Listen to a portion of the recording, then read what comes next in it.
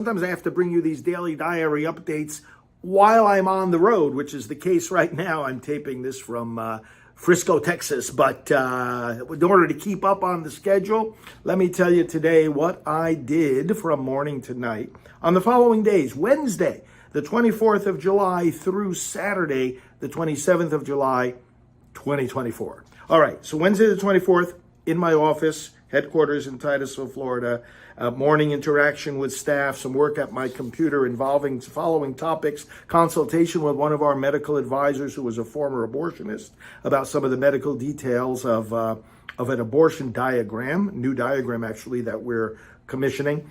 Follow up on the election training call that we had. Ballot measures in the various states. These pro-abortion people are going crazy with these ballot measures, and we're counteracting them. So I had some communications about that.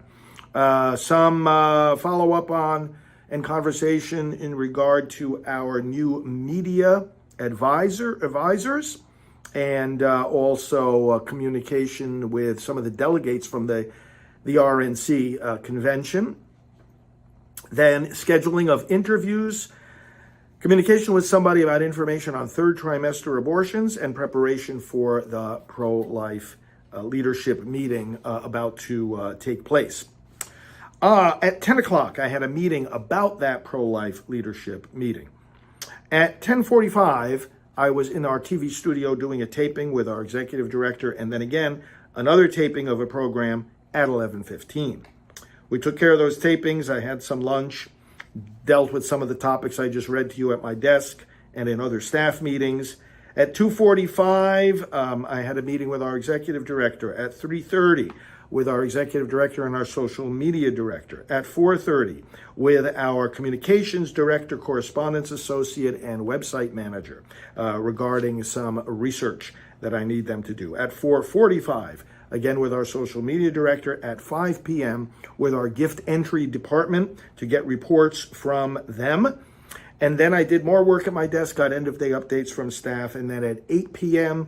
jumped onto the training call that we coordinate for our election volunteers. I hope you're one of them. That was from 8 o'clock to 9 p.m. And then I had a late dinner actually after 9 o'clock. That was Wednesday the 24th.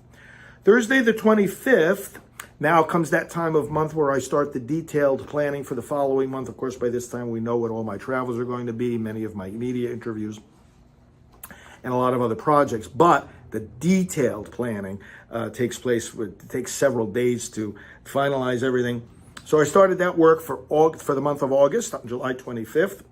Did work at my desk also regarding preparation for Right Side Broadcasting programs, approval of our next newsletter to go out, approval of video clips that are being made by our editing team, communications in regard to posting videos on our website, and some technical things I had to approve with the staff that are responsible for those things, some consultations with political candidates, and some preparation for President Trump's rallies, preparation and follow-up on making those rallies accessible to you in our broadcasts. At noon, I had a 2-hour prayer/educational session online. I do this every month for a group called Mary's Town Holy Rosary. These are actually professionals involved in Hollywood, and they have me come on and talk about abortion, give them the latest about the pro-life movement. We pray the rosary and other prayers. Nice little oasis each month. 12 noon, I did that on Thursday the 25th, finish at about 2. Went into some more taping after that, a taping of our Praying for America program, as well as a taping of the election prayer, which I've been promoting vigorously. Hope you've been praying it. And then desk work and staff interactions again for the entire rest of that day and well into the evening of the 25th of July. Friday the 26th. So I got up, I had a lot of work to do to get the day underway there at my desk. Silent No More awareness campaign, the monthly e-letter, I had to prepare and send that out. Some reflections about the Republican Party platform, the 115 forum preparation, that's the leaders meeting convention, promotion of my convention prayer, sort of like little homilies, domains to renew. We have hundreds of website domains every once in a while. Each month, actually, I have to review the ones that are and are not to be renewed. And then travel schedules for me and others, communication about all those things.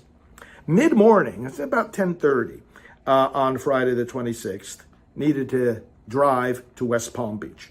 So I got in my car and drove there because the Turning Point USA convention was starting that day, what's called the Believers Summit. I was invited to come to that. In the car on the way, let me make sure I don't miss anything here, I had an 11 a.m. call with a deacon who helps us with a number of projects, and we had a good conversation as I was driving for about half an hour. I also used the time to connect by phone with other staff and administration, so driving and working at the same time.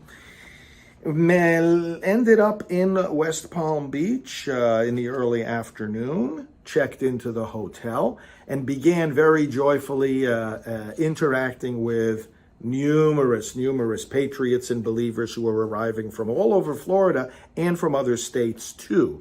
Interacted with a number of other pro-life groups that were there.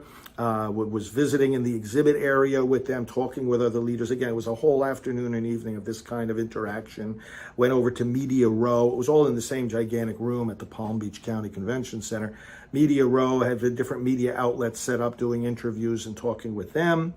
And then things got more exciting as the afternoon went on because we were awaiting the arrival of President Trump himself. And he came and he spoke with us in the evening session. That was really powerful, electrifying, as a matter of fact.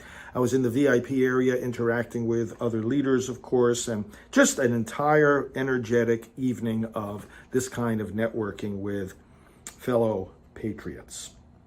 Saturday, the 27th of July, entire day of this kind of networking at the Believers Summit. I mean, literally, you know, you get up, you go into this gigantic room, people are arriving, and you're just having conversations on your feet all day long. Side meetings, interviews. I had a 1 p.m. interview, for example, with a really great group called Voice of the People. We did it right there in Media Row, talked to a lot of the other media outlets as well. And just all day long, listening to some of the speeches, great speakers were there, but essentially networking, the exhibit area, seeing everybody who was there all day long and into the evening, Saturday, July the 27th.